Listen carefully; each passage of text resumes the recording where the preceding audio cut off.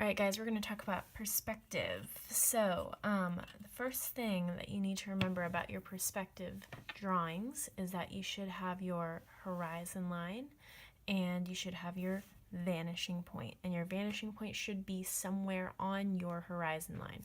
If it's not on your horizon line, then you're going to have some buildings that look really out of whack, right? So you want to make sure that that point is on that line. It doesn't matter where on that line it is, but it needs to be on that line. All right, so we're going to pretend that we're going to start drawing my my city in here, okay? So I'm going to use my ruler to draw what I'll pretend is a road.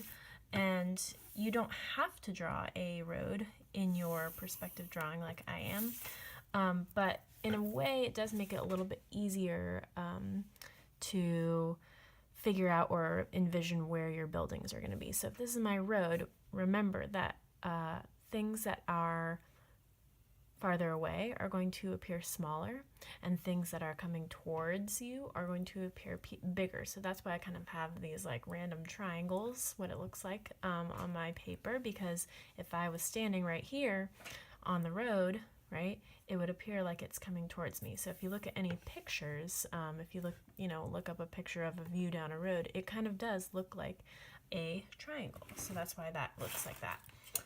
Okay, so after you're done getting this part done, then you can think about where you want to put your buildings. So the way I think about it is, first you're drawing a two-dimensional shape.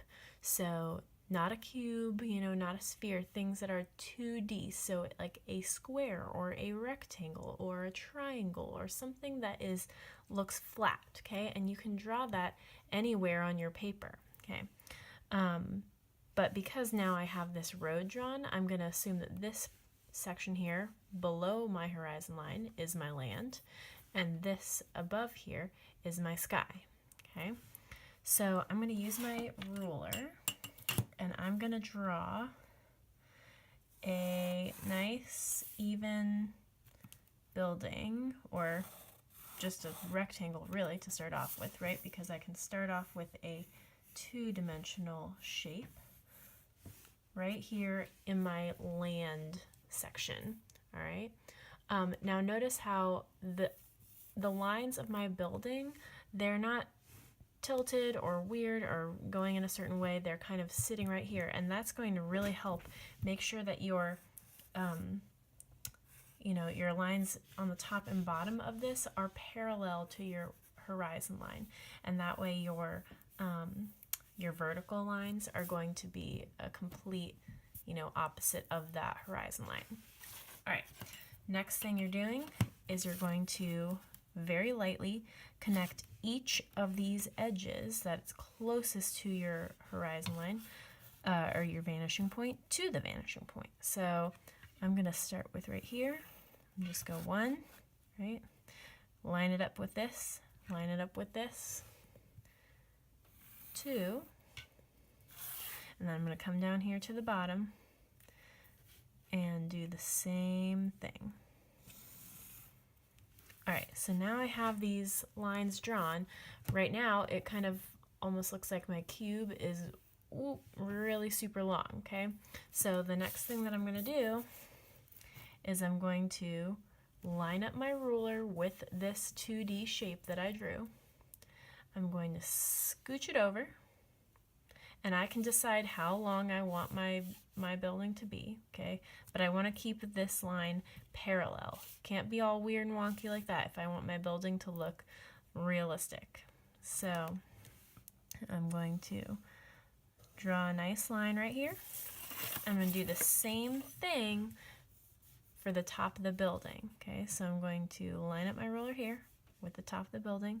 I'm going to scooch it up, so just until that point right here where my other line that I just drew is touching, okay? So then I'm going to draw the same line just like that.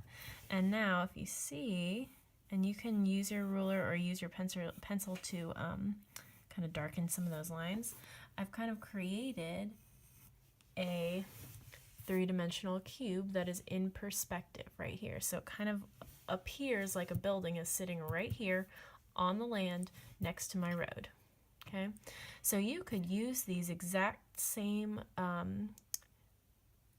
lines right here going to your vanishing point to create similar sized buildings. So if I wanted to, I could just use these lines like a guideline to create more buildings if I wanted to, or I can draw even more shapes. So say I have another building, but it's maybe a little bit more behind this one, okay? So I'm not going to see this part of the shape. And again, I'm starting with my flat shape, right? So if this building's in front, then I actually am able to erase, well, if my eraser wants to work. We'll just pretend that I'm erasing that because my eraser is not working. But you can erase that line because you know that your building is actually in front of it. So I could have this building here, and I would do the same thing. I would take those corners that are visible, and I would connect them. And in this case, this corner right here, because it goes through my building, I don't actually have to draw that.